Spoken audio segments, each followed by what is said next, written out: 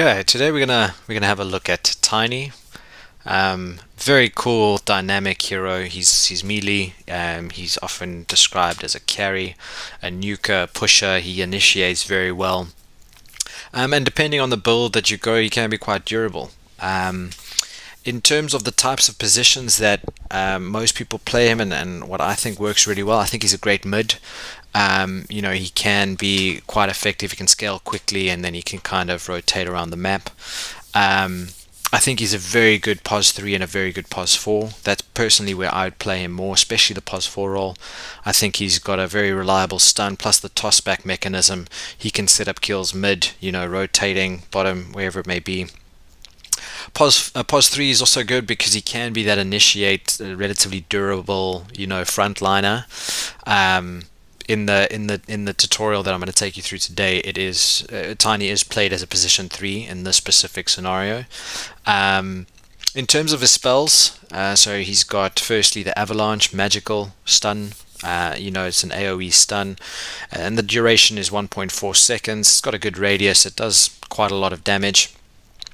Obviously, you need to try and work the toss and avalanche together because the avalanche does 2.5 times more damage to a unit that's being tossed. So, you stun, toss, and it must be in combination so that you get that enhanced infect.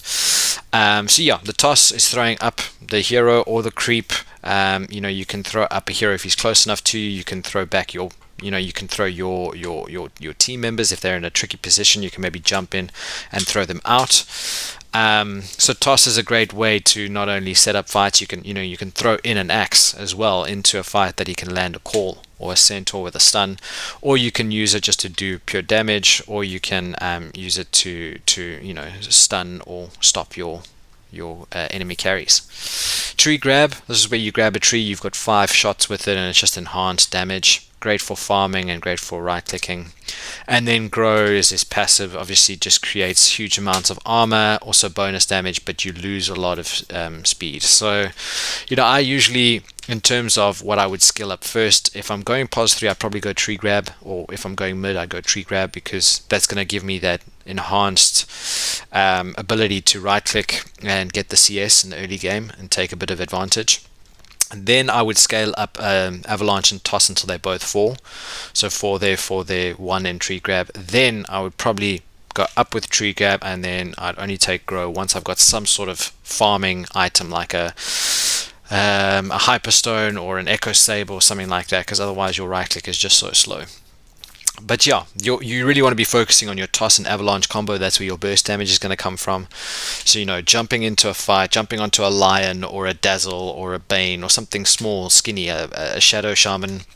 You blink in, you throw your avalanche, you throw him up, you land your tree on him. 9 times out of 10 you're going to burst any of the supports, and then obviously you go in and out of fights. That's what I like about Tiny, is that you can kind of initiate, burst, throw your burst damage, and then get out of that fight, and then jump back in once the fight changes. So let's say, like in the game that you're about to see, we played against the Deucer.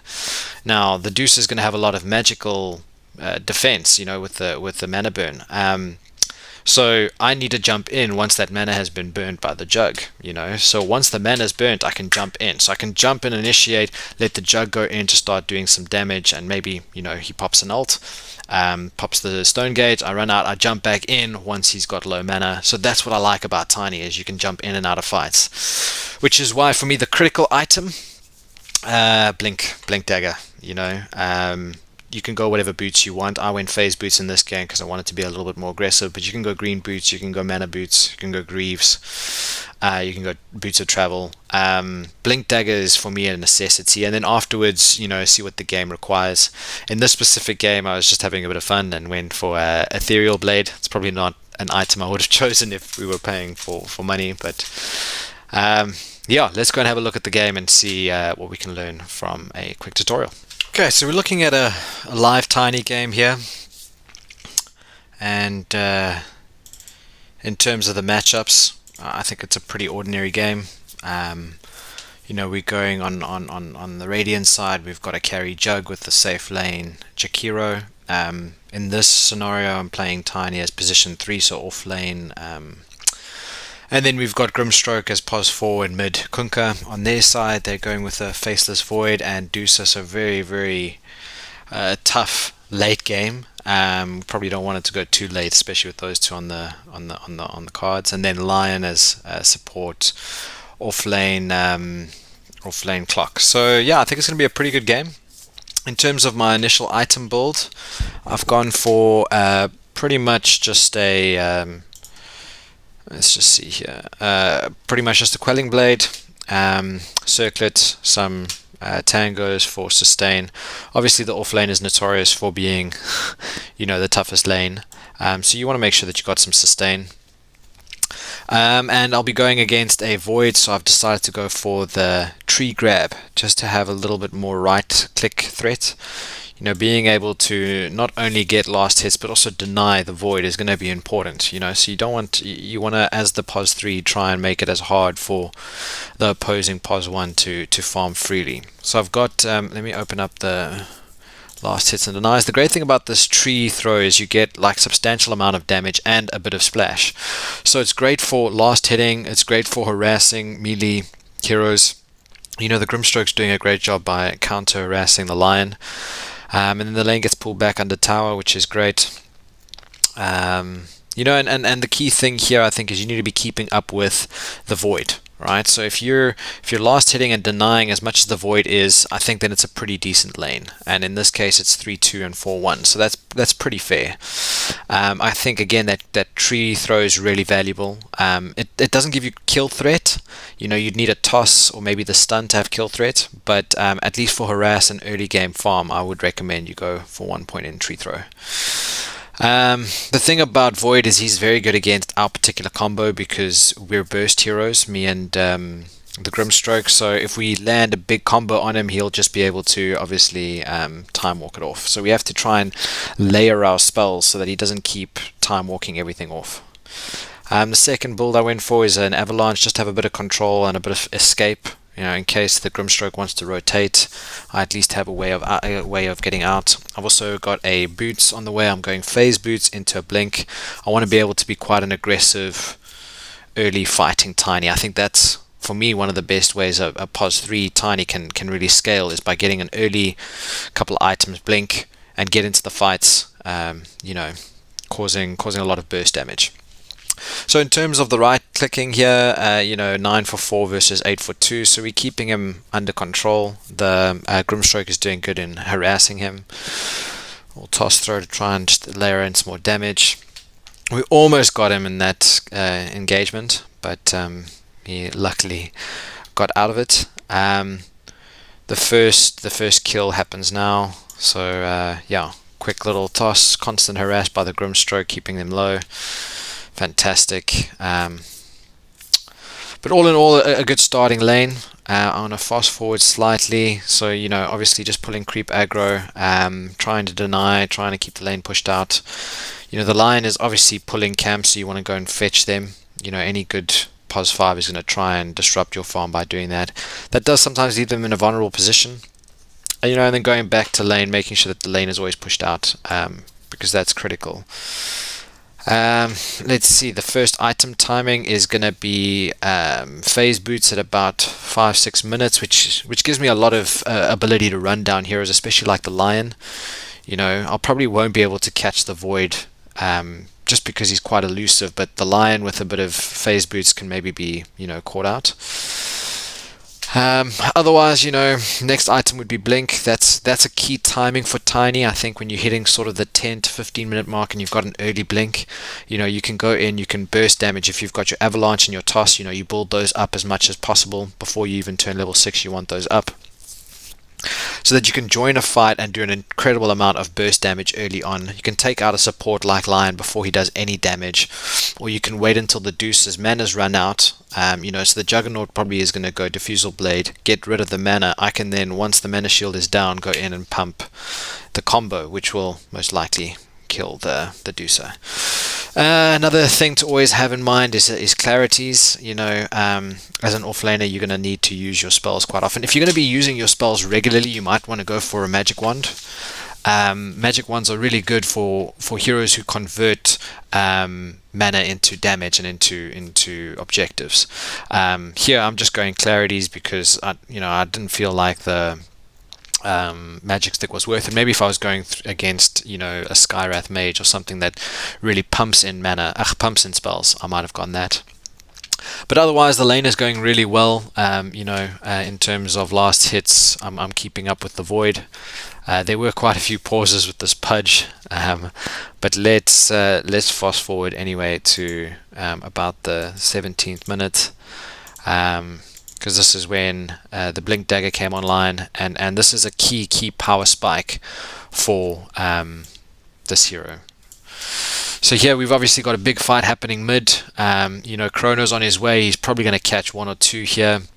We've got a very tanky Kunkka, which is good.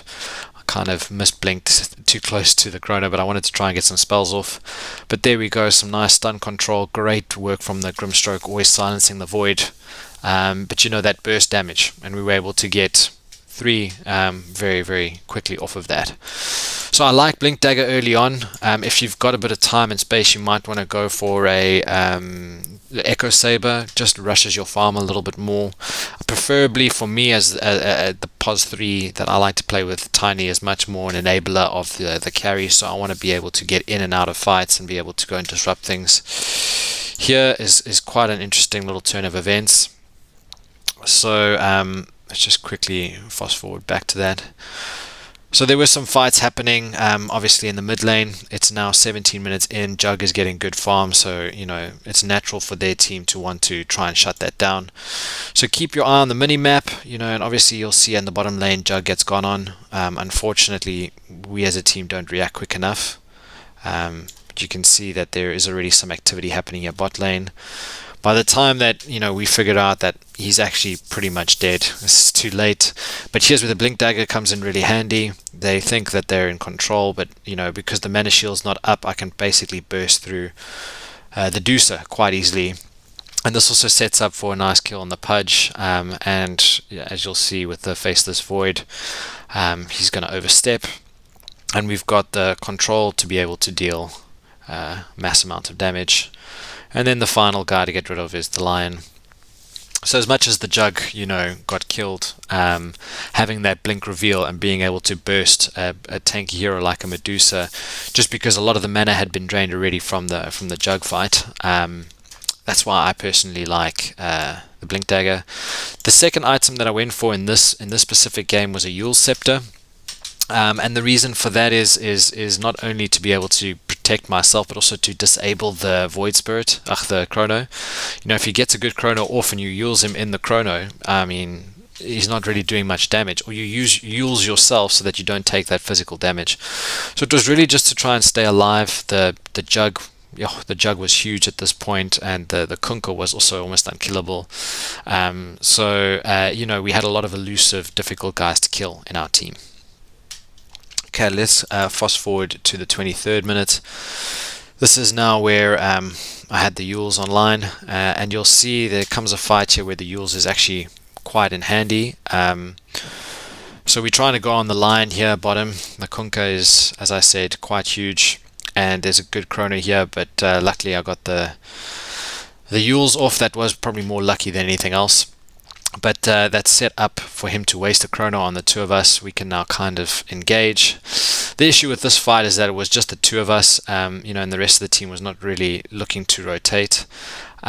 So we ended up probably not getting the best trade here. I could have probably used the Void, but wouldn't have changed anything. Anyway, it was more to show you the Yules there and how that works. The final item that I went for was the what do you call it, Ethereal Blade. And the reason for the Ethereal Blade is I was more just to have some fun, but also if you're against a Void and a Medusa, you can just Ethereal Blade them when they're in their Chrono or whatever and they can't do anything, or you can Ethereal Blade yourself or a teammate if they're going through a lot of physical harass. Obviously magical damage is enhanced when you Ethereal Blade someone, so don't Ethereal Blade them in front of the Lion, yeah, it was actually more just to have some fun. I think there is a fight that comes up here, where we're going up into their triangle. well played there by the void. And yeah, just unlucky that the void just couldn't do anything anymore. We were just too huge. The Deucer does have ages, which means we have to kill it twice. Not always an easy task. But luckily we've got the control. We've got the damage. That's. I mean, this is just a good team fight.